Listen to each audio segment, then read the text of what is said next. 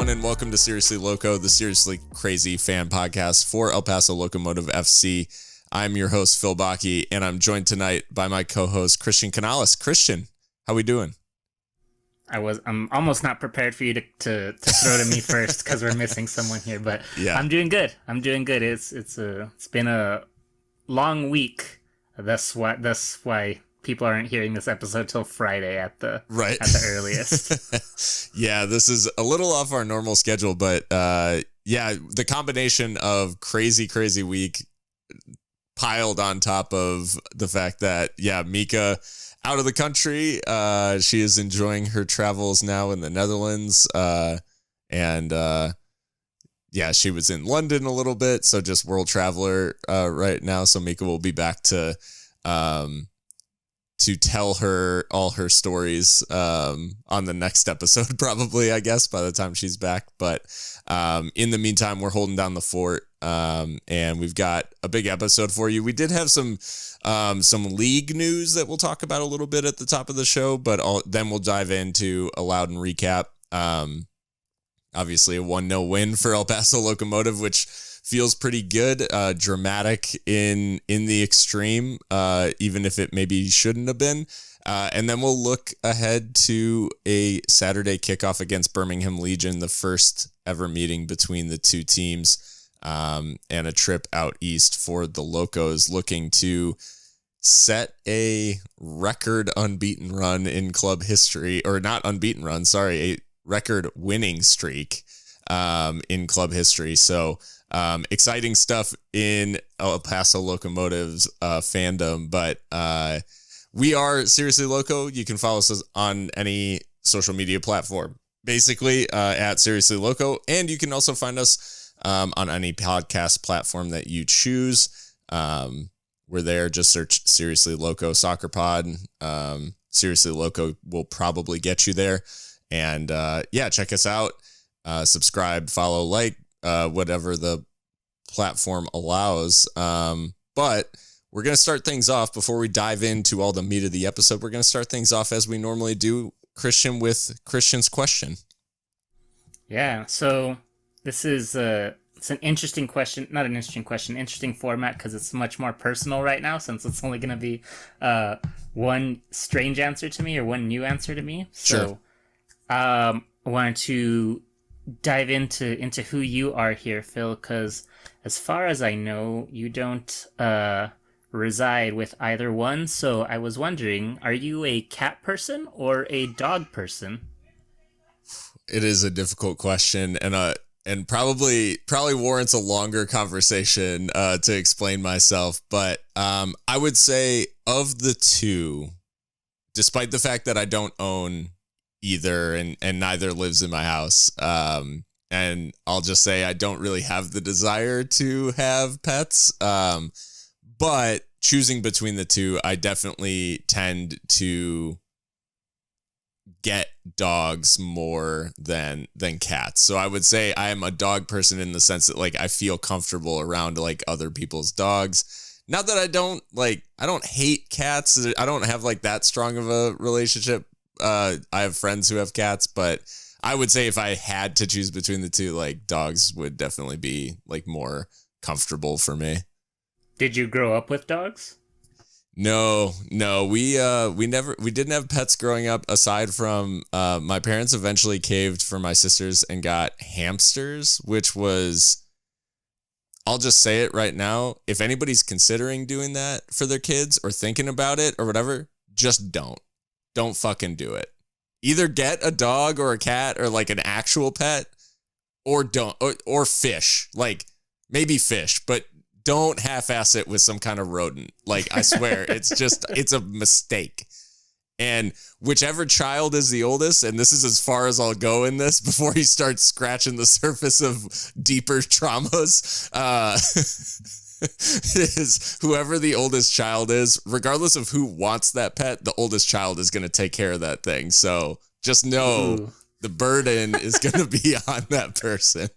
Wow. And, it may or may not impact whether or not they want to own pets in the future. So, wow, this got much deeper than I expected it to. I might have to start billing you for this. Yeah. No, I so anyways, no. Gotcha. But to answer your question, no. Fair enough, fair enough. Well, dog person for me for sure. I've only ever had dogs. Sure. My wife is I would say that she would do well equally with either of them. Sure. But I would say she's more of a cat person if she wasn't like highly allergic to them. Yeah. Like she sacrifices her own well-being just to like hold a cat or pet a cat or whatever.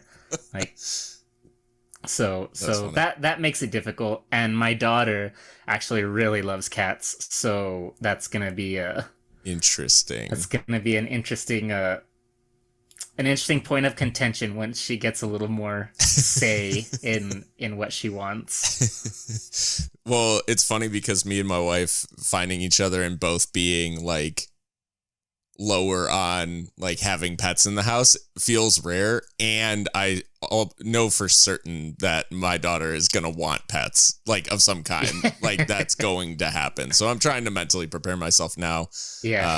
But yeah, we'll see. I mean, and I guess I maybe undersold it a little bit because I did, being like the oldest neighborhood kid too, I ended up being like a dog sitter / dog walker for a lot of the families around.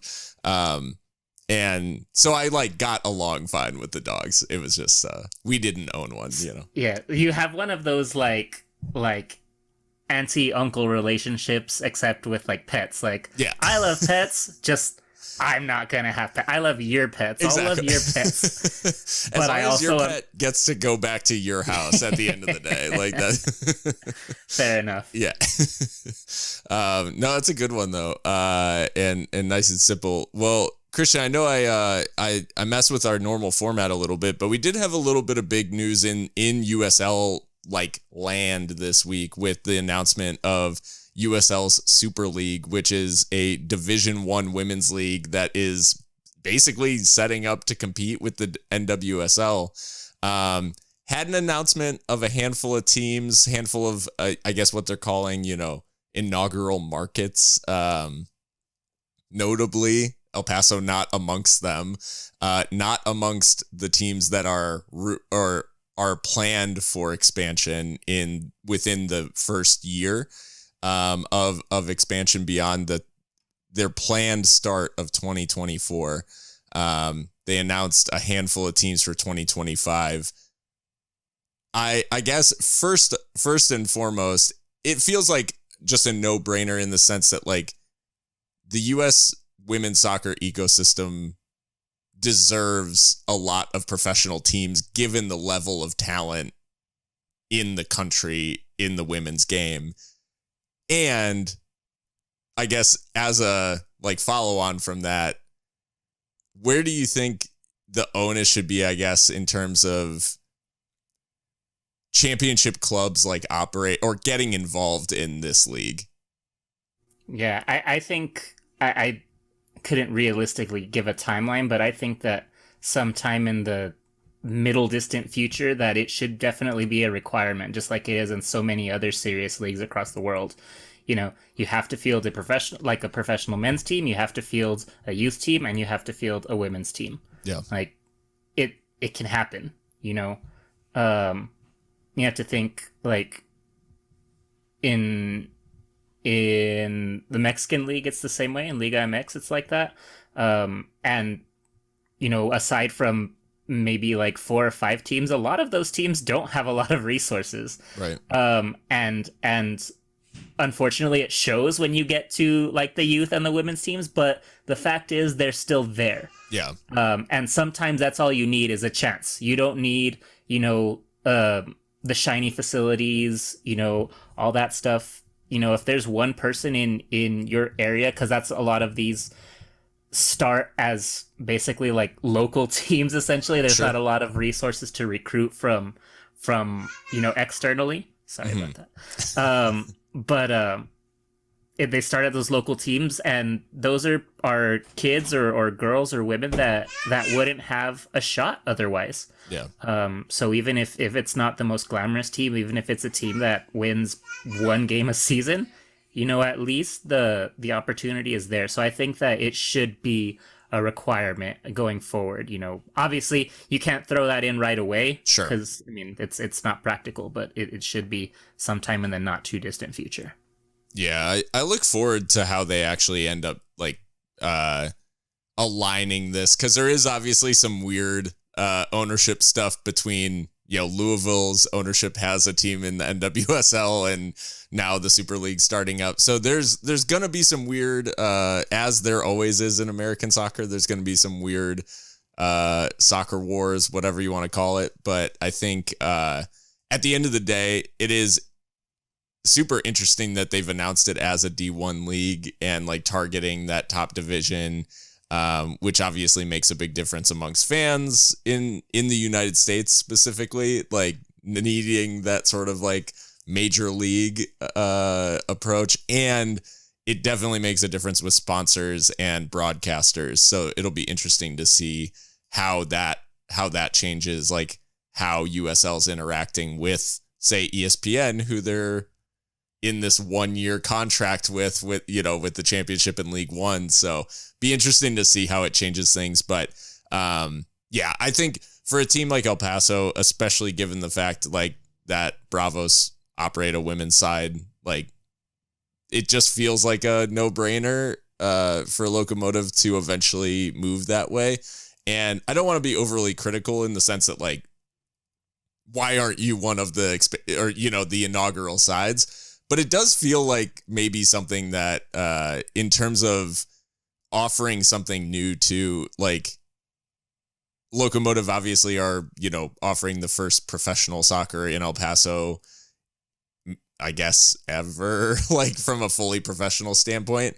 And it would have been like another milestone, like it will be another milestone when they operate a fully professional women's team. And so I think it is a step that they need to be like planning, and I'm sure those conversations are happening, but it'll be interesting to see what approach that the club ends up taking. Also, the marketing the branding is very confusing, because first thing that I thought of when I woke up and saw USL Super League was that, Louisville and Tampa and Indy had just all decided split away. Yeah, we've got the ownership groups going full Papa Flow, and who's the Andrea Agnelli of the USL. Exactly. Yeah. And I mean, when you take into account the Championship, League One and League Two branding, the Super League in a European sense is a breakaway men's league. So yeah, a little bit different. But if it's if the Super League is meant to like upset, disrupt the current setup, then I guess it is doing that in a way with NWSL. But yeah, it'll be interesting to see how things play out. But big news, I think, for adding more fully professional teams to the women's ecosystem, because it's just right now the fact that NWSL is not like a huge thriving league is honestly a stain on the U.S. Soccer Federation, in my opinion. Yeah, there's no way that we should have like the most World Cup championships and this like fledgling professional women's league. Yeah, like we shouldn't be the best country in the world in women's soccer and have to export all our big talent or put them in a league with such little exposure. It's not right. Yeah, and little cash compared to Europe. And I'm just thinking too, like, we're a few years on from some of these like crazy attendances in Mexico for women's sides. 60,000-70,000 people turning up for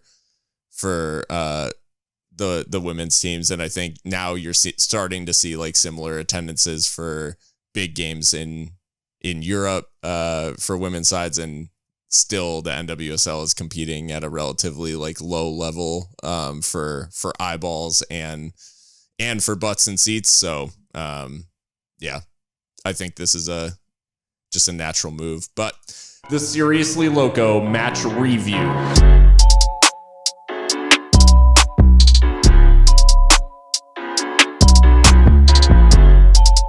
Moving on to El Paso Locomotive's win over Loudoun. Christian, I mean, in terms of the actual just general impression here from this game, I mean, we talked about it a little bit before we started recording, but this was one where it felt very comfortable right from the start.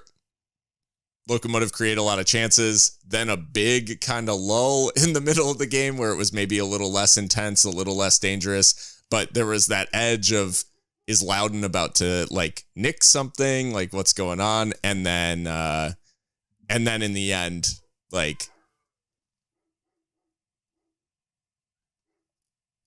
are you hearing that? I heard something, but I thought it was coming from my end. Oh, it's my neighbor's dogs. Anyways. But yeah, and then in the end, Chris Garcia's winner, and relief probably more than anything, because this felt like an eminently winnable game, and in the end, Locomotive do get it done. Yeah, it was a ugly match, even though like we dominated, I guess, but it didn't feel that way for a lot of the time. Right. So, the team is certainly able to win ugly, as they've shown, multiple times this season, but I think that the talent level is high enough where we need to start blowing some teams out soon. And we've seen Locomotive do this before, where they are certainly good enough to be, winning by 3 or 4 goals, but just not being able to finish. So hopefully they turn that around, because they're certainly talented enough to do so. We saw in this one, like from the start, obviously, I think I agree in the sense that, like, this could have been 3-0 Locomotive in another world, like after 8 minutes or something like that. It was like 3 really big chances kind of right out of the gate. And one of the things about this one is that we saw changes to the starting 11, or significant changes, basically more than Miles Lyons in for Mark Navarro. We saw other changes for the first time basically since Louisville. And we saw Emmanuel Sanupe start almost up top, I guess. I kind of assumed we were going to see him on the left.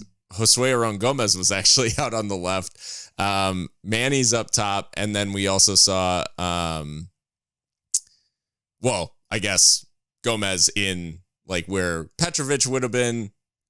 Manny's in where Ricardo Zacharias typigly has been.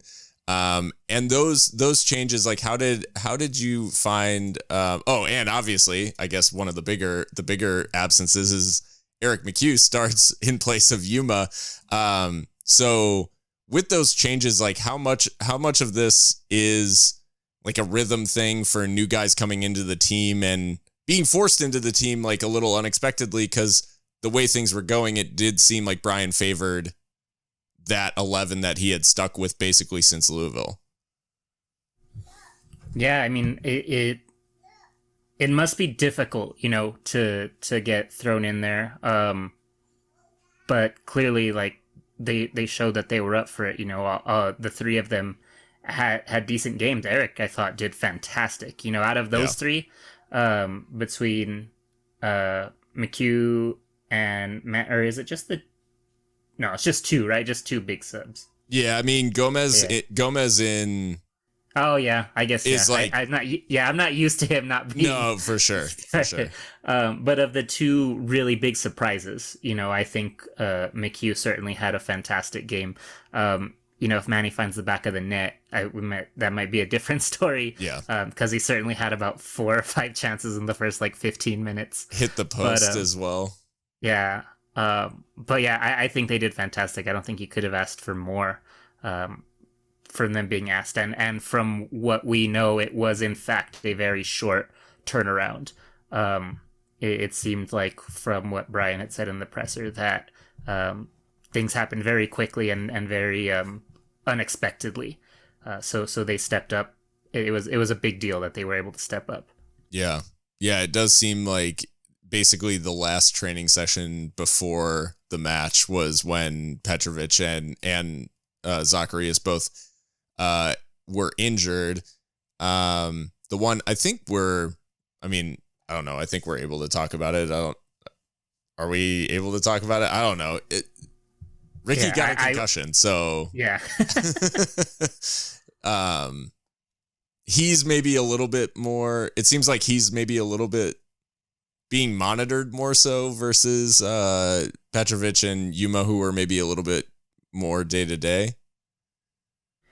Yeah, it seems like it. Honestly, that was all the information that I was given, is that it was a Ricky concussion, and then the other two got hurt on Friday. So.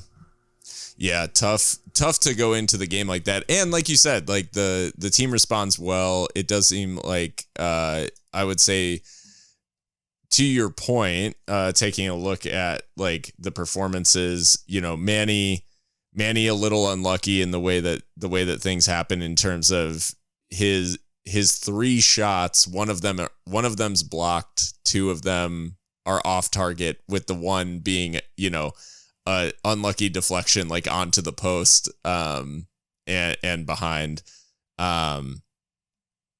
Otherwise, I think maybe the story of Manny's game after those like kind of initial flurry of chances was that he just wasn't able, the ball wasn't sticking to him maybe as much as he would have liked, and like able to turn, all that sort of stuff. Like he just wasn't able to impact the game maybe in the way that he wanted, but he certainly, like, he was getting into those dangerous areas and making himself known.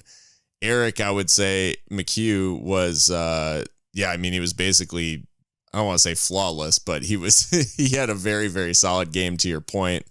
And basically didn't put a foot wrong, which led to Loudoun's stat line being pretty anemic in terms of like big chances. They don't create any. And while they end up having 5 shots on target, there's really only a couple where I think like Benny is working there. Like most of them were very, very comfortable, and it seems like defensively Locomotive did marshal Loudoun well for most of the game. Yeah, and good on them too, because I mean that was part of what we had talked about in the previous couple of matches, is that, if not for some really, really poor finishing from the opponents, we may have lost the last 2. So the fact that they were able to limit them so well speaks to a lot of improvement.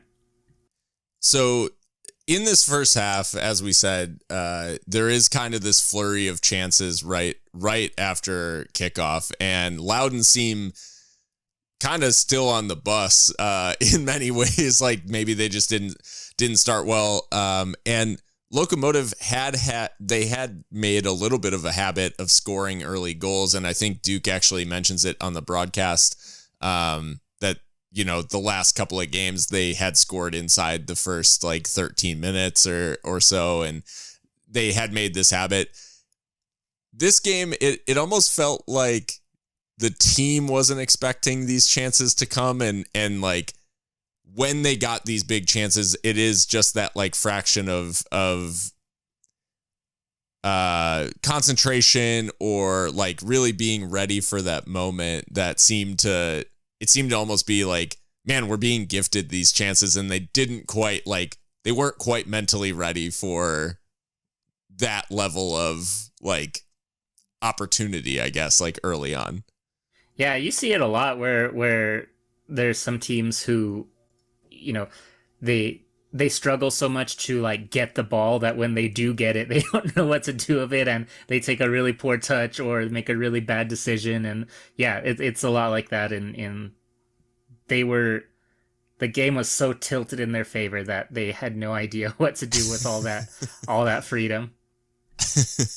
On a night too where I think the rest of the USL was just like going crazy. There was like all these weird results, and after this opening flurry, it's like Locomotive could be up, but then you start to have this feeling of, are are we going to pay the price for like not taking those early chances? And in the, I guess like the middle third of the game almost, there was this weird, I guess like a lack of flow or a lack of I mean, Locomotive weren't really able to put together some of these like nice passing moves that we've seen. They weren't really able to get into like a groove of any sort outside of in that opening part of the game. They pressed really well and they were winning the ball back like high up the field, and they were really like taking advantage of Loudoun mistakes. The middle third of the game, it almost feels like it kind of just went a little bit flat, and the pressing intensity seemed to be down a little bit. The ability, like, it's not that we weren't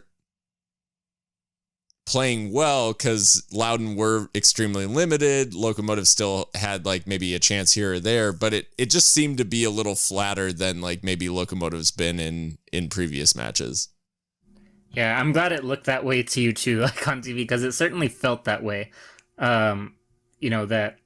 That really it was anyone's game, and it was just like who's gonna make the first mistake here, and get punished for it. So yeah, it was very dull, but because of like how dull both teams were, and how, I don't know, how little aggression there seemed to be, that, you know, I was bored, but I also was very like tense. Mm-hmm. I didn't know how to feel. It was a very emotionally confusing game. Well, and it's funny because the passes allowed per defensive action, the PPDA, which is becoming a quite, popular stat. I know Brian's like cited it a handful of times. In this one, Locomotive, the average across the 90 minutes was 14.96 passes allowed per defensive action. So we were allowing Loudoun to like have the ball a little bit, whereas Loudoun was pressing us every 7 passes. We were allowing a little bit more freedom. But when you look at the graph across the 90 minutes against Loudoun, there is basically a high pressing intensity in the first 30 minutes and a high pressing intensity from 60 to 90 and a giant dip from 31 to 60. Like a huge dip. So it goes from 17.8 to 9.7, and then 31 minutes it's at 29, 46 minutes it's at 42. So we're basically not pressing at all, like at a certain point. And then 60th minute, make a couple of subs, like pressing intensity changes, and then that pressing intensity remained like basically constant through the end of the game. But it's really interesting how that is tying like the eye test of, hey, it feels like we aren't being that intense, to a statistic which shows we weren't being that intense. So like your eye test passes. Very validating. Yeah. So it is, that is really interesting. And I think like the other aspect of this is that there is a combination of that and an increase in kind of the amount of long passes we were making, because over the course of the game, we start to get more and more direct as we start to get more and more desperate for that winner. But the pressing intensity increasing and all of that like really did. So yeah, the intensity drops after the open, but it picked back up in the second half. And I mean, talking about the lack of flow and the lack of maybe getting into a groove in this game, there is a certain amount of that we have to talk about the fact that this Locomotive side, once again, is getting fouled at a very high rate. And that's coupled then with the opposing team committing a lot of fouls, but not being punished with as many bookings.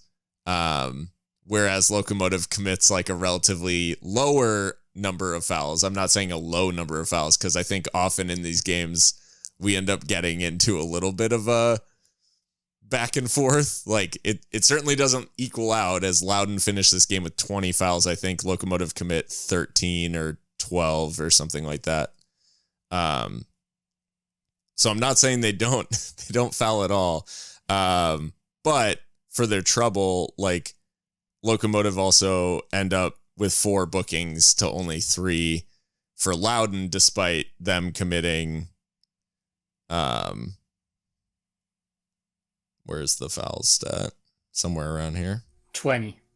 Yeah, they had 20 to 11. 20 to 11, yeah. So 9 more fouls, but 1 fewer yellow. So, I mean, Christian, is it a classic case of, like, are teams just able to, like, con referees, or is it like, hey, this is a physical league, but then as soon as the retaliation occurs, that's when the referee starts pulling cards?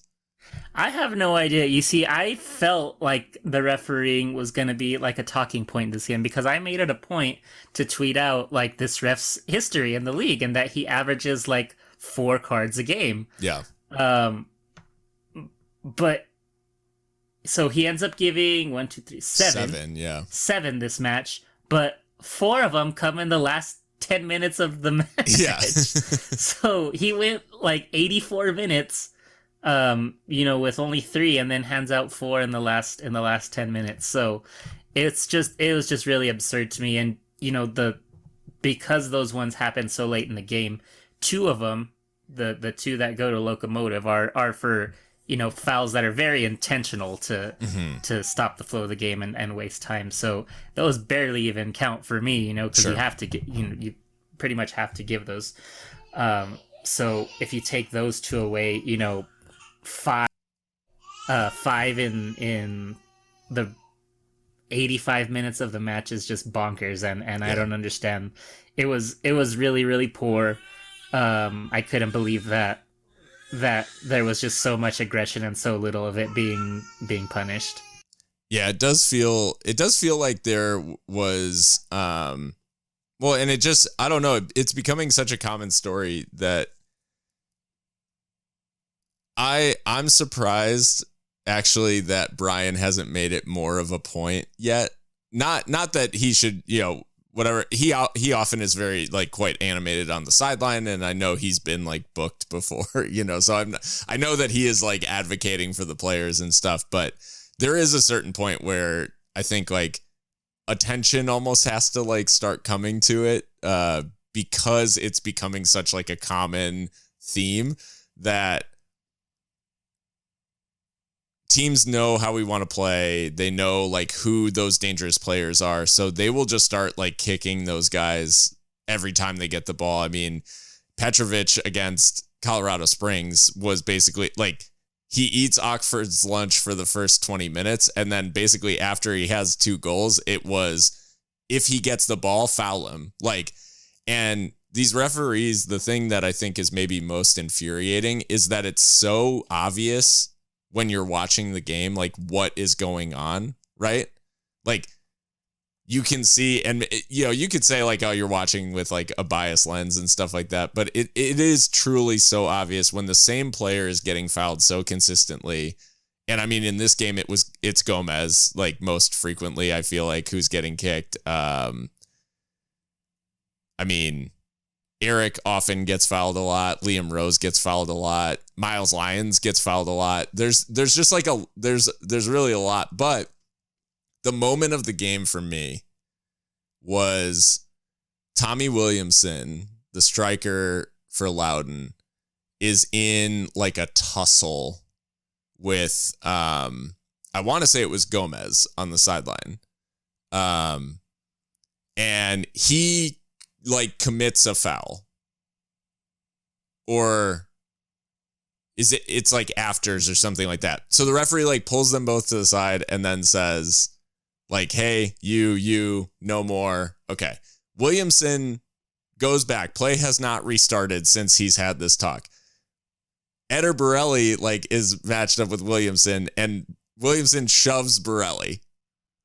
And then the referee calls them both over and says, you, no more, and sends them back off again. And I'm like, you just talked to this dude for doing this shit before. That is a booking. Like, you just told him no more. He doesn't get multiple warnings. Yeah, like, what are you waiting for him to just say, like, fuck off, I do what I want? Like, when does the card come out? And I think, does Williamson even end up getting booked in this one? I'm not sure that he does. Yeah, so, and that incident happened, like, quite early in the second half, if I remember right. So, anyways, the whole thing was just a little comical. Like, Armanakis should have been booked, like, earlier. Zane was like lucky to still be on the field, like, because he was getting absolutely torched down the right hand side. Like, Miles Lyons and Dennis Costitian were giving that dude fits. He didn't know which way, like, to run in the first, like, 20 minutes. He concedes a corner that he dribbles out the back. Like, he just, under no pressure, just dribbles it out for a corner, like his controller disconnected on FIFA. But he's getting torched, like, early on, and he just starts flying into stuff, and there's just no punishment. And at a certain point, like, I don't know, it's just crazy. And I think the one thing that I will say that this is not a criticism of the team, because this is a new team in many ways. One of the things that this team does not have, I mean, you'll say, like, Yuma is probably that guy. But I would say, like, in terms of vocal proponents of the team, like, Richie Ryan was always that dude who was, like, willing to get in the ref's face and tell him that he was wrong. Now, if that's always, like, I don't know if that's always whatever appropriate or if it's, you know, always necessary, but somebody does need to, like, be helping steer the narrative of the game. Like, I know it sounds really weird, but somebody on the field has to be, like, pointing out that sort of stuff to the ref, so they start to feel pressure around starting to give out bookings and stuff like that. Like, because if they feel like they can just, yeah, okay, it's a soft foul in the middle of the field, those sorts of things just pile up, and it directly impacts, like, the style that Locomotive actually want to play, which is typically they do want to build up through midfield. They do want to, they want to be able to, like, actually control the ball in multiple phases of play. And instead, what ends up happening when they keep getting kicked is we just end up having to go long, which is fine. And, like, this team can adapt to that. But I think at a certain point, we've got to figure out a way to get these refs to, like, one, protect our players, like, from getting fouled 20 times a game. And, like, that shouldn't be a viable, like, game plan for our opponents, but the blueprint is out there in terms of, you know, I'm not saying it's worked, we still win, but in the sense of, like, hey, how do we slow them down? It's like, well, just kick them and try to get them into a, you know, try to rile them up, I guess. No one's been successful yet in whatever 6 games, but they keep trying. Yeah. And I wonder, like, because we saw with Yuma out that Borelli gets the armband for this one. So it's interesting. Maybe that's not the right move. I don't know. Obviously, I'm not in the locker room, and that's purely a locker room decision. But, like, Yuma, even though I think what I'm trying to get to, and this is 100% speculative, but, like, sometimes I think that maybe there's a little bit of maybe a language barrier. I don't know. You know, Yuma has been playing in the United States for many, many years now. Eder's played in Mexico his whole career before coming over to El Paso. So Yuma is a native Spanish speaker, but maybe he's more comfortable speaking English, you know? Richie obviously speaks perfectly fine English. So I wonder if that's part of it too, maybe. And as far as being able to speak up for their teammates and stuff, right, and get into the ref's head, because, you know, I'm sure Borelli speaks like functional English, Mm-hmm. like on the soccer field. But if you're upset and emotional and trying to get your point across, speaking a second language is just all that more difficult. Yeah. So I don't know. Just purely speculative. And in some cases, I know the refs, like a lot of refs, like do speak Spanish as well. But at the same time, like, yeah. And it's interesting. I mean, it's an interesting thought just because like culturally, how you interact with refs is like different everywhere, right? Like, and you think between the different leagues, like the stuff that's acceptable to say to a ref in England and the stuff that's acceptable to say to a ref here and the stuff that's acceptable to say to a ref in Mexico, like those are three different things. And when you combine like a language barrier, or not even a language barrier, but maybe like a slang barrier too, of like what's, you know, like people be just dropping C-bombs in England for no reason. And if you said that in America, like red card, you're gone. Like you can't say that. So similarly, I think like there's probably something there too, where it could just be straight up like, I think too, taking into account that Yuma and Borelli, like this is no, like whatever, this is not impugning their character at all. They are gamesmen in the way that like they will look for advantages and like try to get those over their opponents, and like that's fine. It's within the rules of the game.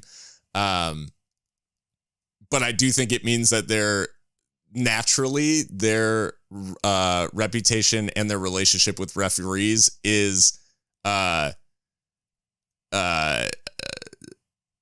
so just a little bit skewed. Yeah, it's like what am I trying to say? I'm trying to say that it's there it is. It's like adversarial. It's like they're trying to get one over on the referees, and the referees are like constantly in defense mode when like Yuma and Borelli are around, because it's like, oh, are they like trying to pull one over on me? Like I won't be had. And it's like, so even when they aren't trying to be had, they just have this idea that they're like, you know, trying to, I don't know. So my whole point is that I think Locomotive, for whatever reason this season, are just like getting the short end of the stick. And it feels like it's across managers. It's across like refs. It doesn't matter. It just always feels like when we're at home, especially, we don't get the benefit of yellow card decisions. And in this one, we actually neglected to talk about one of the biggest incidents of the match, which is about, I guess, what was that, about 40 minutes, like maybe just before halftime. Daniel Chica hacks down Emmanuel Sanupe as he's running onto a through ball. And I mean, looking at it, I mean, in real time, a lot of people thought it should have been red. On review, it definitely should have been red, as he is the last defender. There is no one between Manny and the goalkeeper. So, I mean, another like, not even really like a marginal decision, just a missed red card. Yeah, and shout out to you for getting that screenshot of the match, because I'm sitting behind the first base goal, so I have no idea of no angle if that's a last man, but on TV it should be pretty easy to see, and it was clear as daylight. There's no question about it. Well, in the end, Christian, Locomotive did find a way, and it came through a piece of play. We had seen Josue Aron Gomez a handful of times throughout the night. Unfortunately for him, with the ball landing on his right foot in a position where you just wish it would have come onto his left. Instead, he kind of shanked a couple of shots, couple of good chances. He ends the match actually with 4 shots, but isn't able to put any on target. But in the end, is able to be a difference maker because the energy, the work rate, the pressing ability that we so often see from Gomez he puts Chica under pressure, who we said should have been sent off like not that long ago, but he ends up being the culprit in conceding the winner for Locomotive. So Gomez able to dispossess him on the byline and then finds a beautiful cross in, which Chris Garcia, second half substitute, he basically just has to get in the ball's way to make sure it ends up in the goal. Yeah, I mean, if you needed to like sum up Gomez's time at Locomotive, you could do it in those like 15 seconds, just running after the ball, full sprint to get that ball off the byline and keeps it in bounds. And I think even after keeping it in bounds, the circumstances are such that a lot of players, that's a Loudoun goal kick. But he absolutely does not give up on the ball. He's being, shielded from the ball by Chica, who, I don't know the vitals on them, but I think that Chica probably has at least a little bit of a size advantage over Gomez, but no quit at all, and completely gets around him and gets the ball back to find Chris Garcia, making that late run in the box at the far post, and Gomez puts it right in front of him, and like you said, just has to, basically, a good gust of wind, a good deep breath from Garcia, and that ball was going in. So, just great, and something that I had mentioned in the press conference too was that this is 2 weeks in a row where this utility player comes in off the bench and is the difference, between splitting a point and taking home 3. So there's a lot going on in this build-up and in this goal that speaks to where Locomotive are at this point in the season. Yeah, we talked about the pressing intensity and the fact that obviously Gomez plays, all 90 minutes and is still chasing a ball down to the byline. Like that is what we've come to expect from Aron over his time in El Paso. But this is also a testament to Chris Garcia, who we had seen maybe a handful of times, towards the beginning of the season. He actually, I think he gets one start in those first 3 games when we were trying to figure things out and get Pitar healthy and all that. He has stuck with it. Obviously, he's like stayed professional.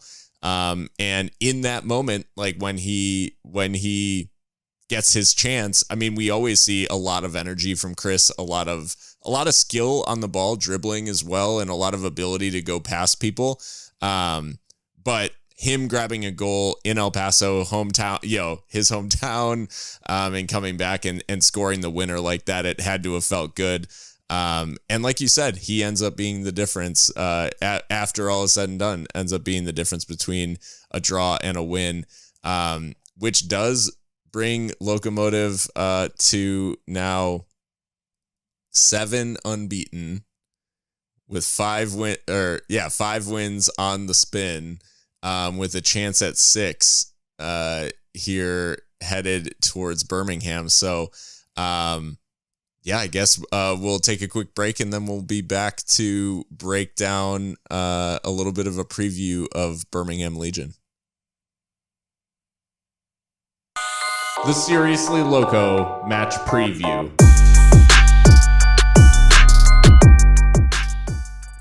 Welcome back to Seriously Loco. Christian, we're as we said, we're looking toward Birmingham.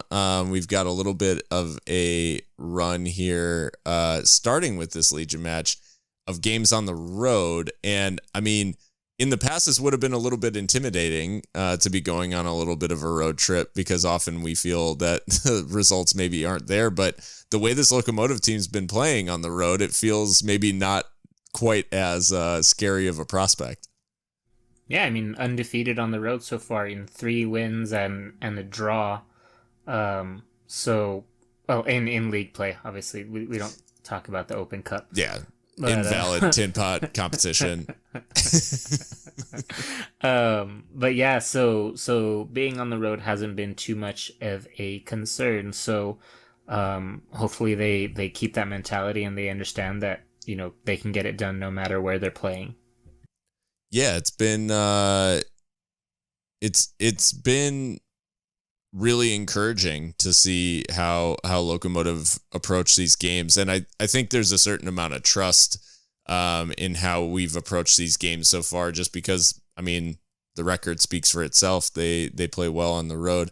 Talking about Birmingham, they have had, they had a good start to the season in the sense that they had picked up like quite a few results. And then over the last 3 league games, they've actually stumbled a little bit. So since their last win on April 30th in the league against Hartford, which is 3-2. And I will say Birmingham have made a little bit of a job, I guess, of like even their wins are kind of exciting and close. It's like that one came at the like last minute, I think. Yeah. They went on a run in the league of 3 pretty tough losses. They lost on the road in Miami 3-1, and then lost at home to Oakland 4-1. And then their most recent loss was in a trip to Pittsburgh, a 2-1 loss there. So they're returning home. They've had better luck in the Open Cup than they have in the league. And I guess, what do you think in terms of Legion mentally? Do you think this is a good time to visit Birmingham? I mean, as good a time as any, right? The form is obviously down, but it's hard to know what to make of that because, I mean, the chances of it going down more are just as likely as it is of their form spiking up again, especially with a team like them. They're not a poor team. Right. They have quite a lot of talent on the roster, which we'll get to in a little bit. So it really is a matter of maybe just a few bounces going their way. So who knows? I think, but I put more stock in Locomotive's form staying the way it is than I do in Birmingham turning things around against Locomotive. Yeah, I guess if you really boil it down, it's one of those where if Birmingham had to pick an opponent out of the whole league right now to bounce back out of a slump, like Locomotive is exactly not that team in terms of they're in a really good run of form and they've had particular success against East Coast opponents and the Eastern Conference in general. Going to Louisville, getting a win. I guess Tulsa's the only team that's taken points off of us from the East. So, technically. Detroit, yeah, sorry, but that feels also like a different fluke. Yeah, feels like a different season, to be honest. That may as well have been an Open Cup match. Yeah. Well, Detroit, that game's absolutely cursed and blessed because, like, basically Locomotive, they haven't lost since, and Detroit can't score goals since. So those 3 goals they've paid a hefty price for, karmically speaking or cosmically speaking, I guess. But talking about Birmingham and their like big names, I keep saying like Birmingham like it's England, right? Birmingham Legion. It's like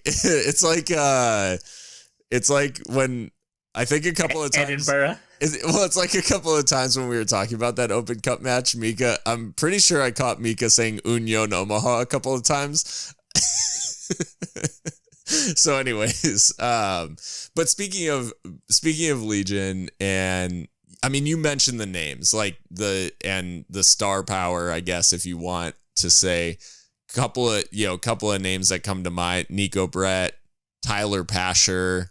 Like, these are some big attacking names. So going into this one, like, how does that sort of those sort of difference makers or guys who kind of just need that one moment in a match, how does that like factor into Locomotive's approach?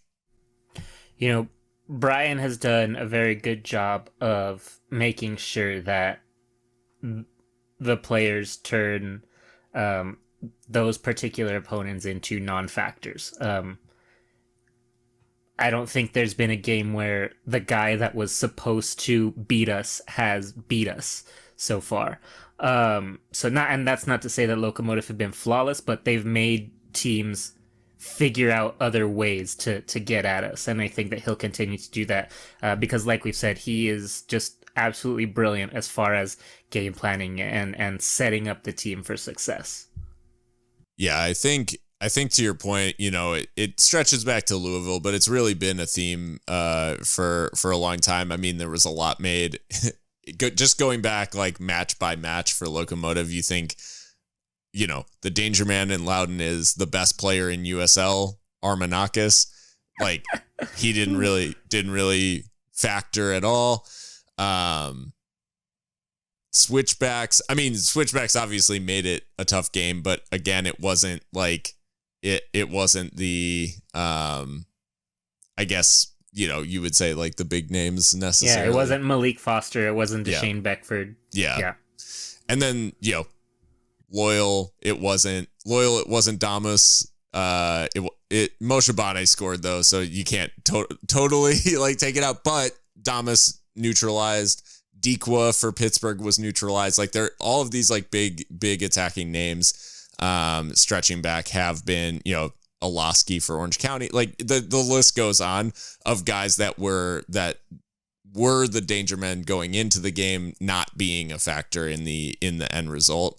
And I think not only is a similar approach, I don't want to say that it's expected, but I think it's necessary in the sense that there have been games that Legion win this year simply on the brilliance of Pasher, where other teams like don't find a way to win those games. They really do have this kind of like ace in the hole where if you're not careful, you can be the better team and get beat by a Legion in a few moments of brilliance. The upside is probably that Legion's defense is pretty shaky. 20 goals allowed this season. Yeah. In 11 matches. Yeah, so just shy of 2 goals a game allowed. A handful of games where they've allowed 3 or more.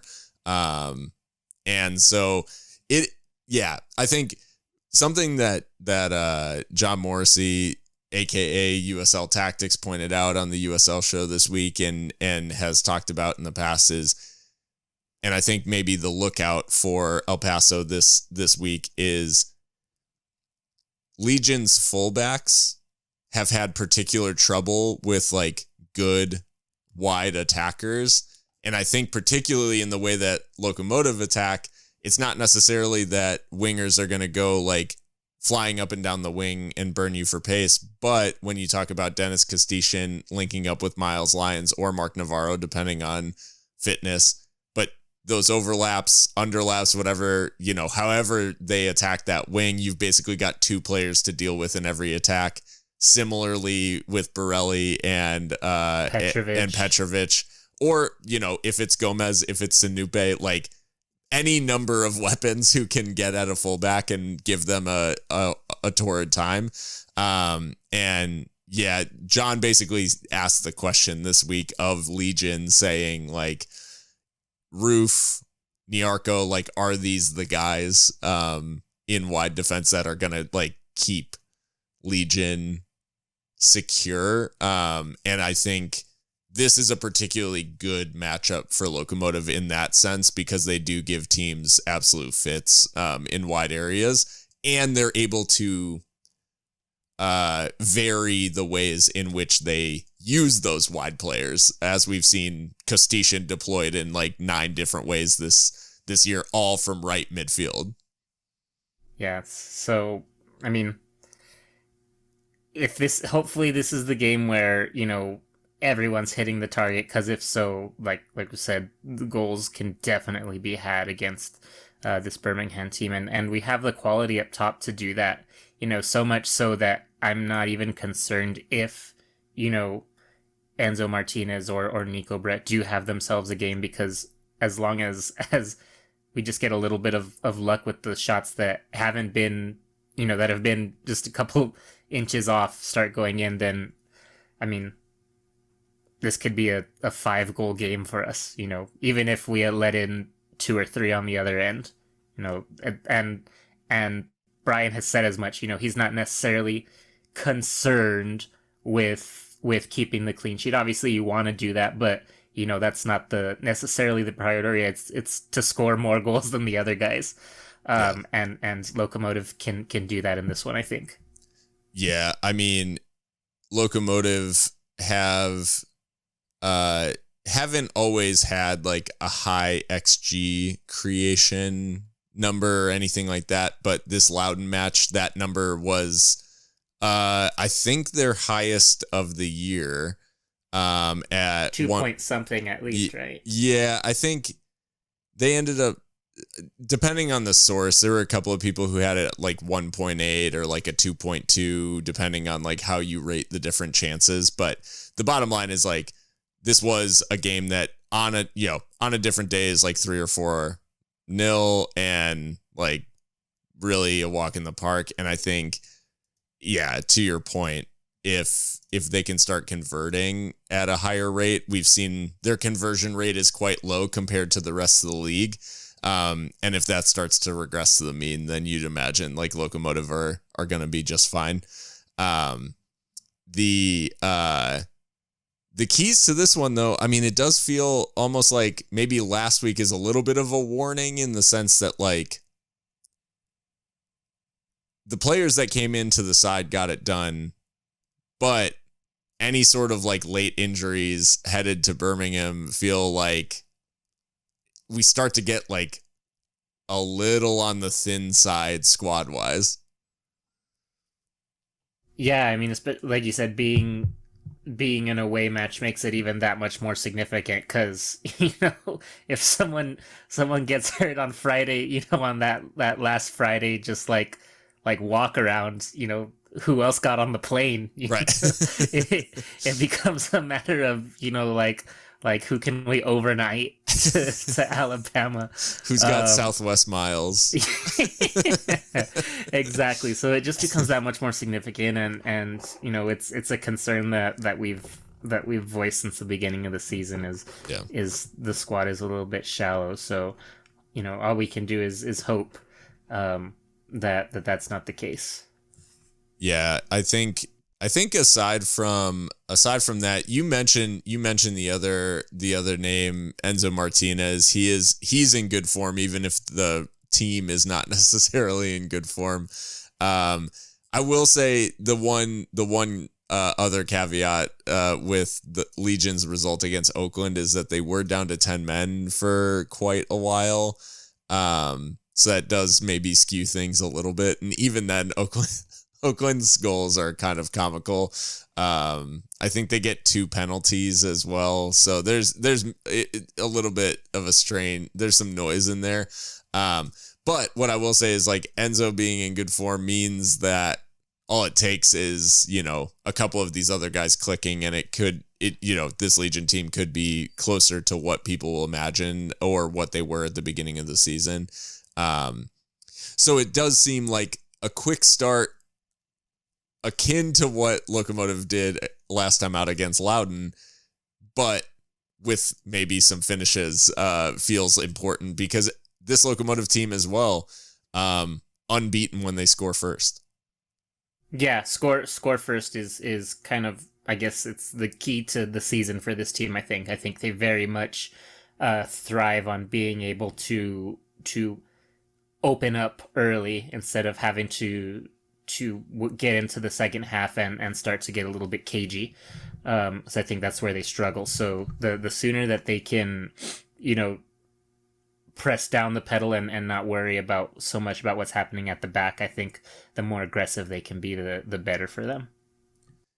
Well, that game is Saturday. Trying to think at a normal time for you. I was gonna say with it being East Coast, it kicks off at 7:30 Eastern, so 5:30 Mountain, which feels kind of icky actually, even though it's like it's good for me in terms of, honestly, Erica will probably be less pleased because it's like nicer when it's later because it's like we've already done stuff, like we can already like have like dinner and all that, and the 9:30 kickoffs are kind of nice. So 7:30 kickoff's gonna feel weird, but yeah, cutting into my day. So we'll see what I'm gonna be able to do. Can't make any promises can't make any availability promises yet for myself.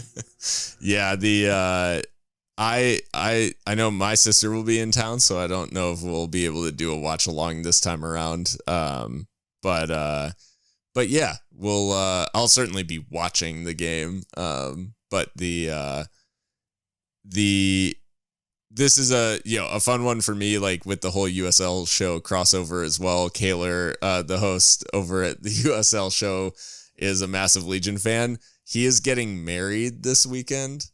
And he joked for a little bit about like, can we like work around the Legion game? He's not being serious, but I mean, no but dedication. Like, can you though? I'm kidding, but yeah. No, he so anyways, so congrats to Kaylor, and I also hope that Locomotive beat the brakes off of his beloved Legion. Yeah, like we said, it's a chance for Locomotive to win 6 straight for the first time in their history. They've done 5 straight before, and this unbeaten run that they're on could extend to 8 games if they get the job done on Saturday. But yeah, we'll be watching closely. It's a good time to be a Locomotive fan. In good form, the team is looking good, and hopefully they keep it up on Saturday. Thanks for checking us out. And if you liked us, you can subscribe on your favorite podcast platform. You can follow us or whatever on Twitter and Instagram, primarily at Seriously Loco, but you can also find us on Patreon, on a couple of other places, Facebook, Twitch for our watch alongs, which again, unfortunately, no watch along this weekend probably, but we'll be back with another one for this road trip that the Locos are on. And hopefully we'll be talking to you next week about a big Locomotive win in the Deep South. But until then, stay loco.